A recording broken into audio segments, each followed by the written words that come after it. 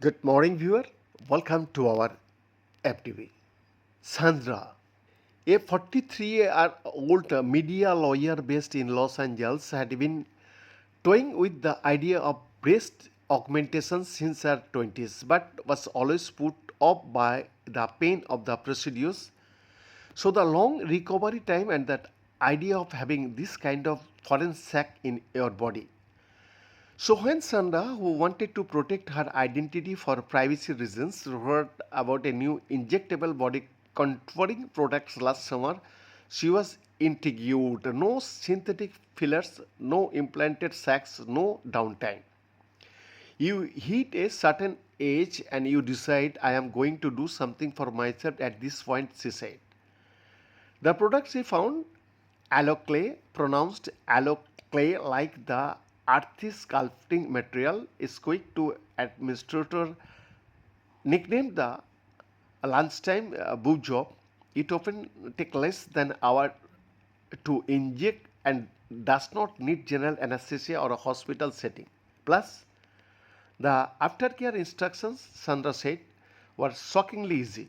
The fact that aloe clay uses fat harvested from donated dead bodies or cadavers as they are referred to in the scientific community did not really pose an issue. I was fine with that, she said. Viewers, a growing number of people in the US appear to feel the same. Tiger Aesthetics, the company that manufactures aloe clay, said more than 2,000 patients have been injected with it since May 2025, and it is a buzzy topic on Reddit's popular plastic surgery page as potential patients ask questions, seek reviews, and swap doctor recommendation. Because in 2026, it is clear that what once might have been classed as body modification is now seen simply as body maintenance. And it has never been easier or more mundane to drastically alter one's physical form.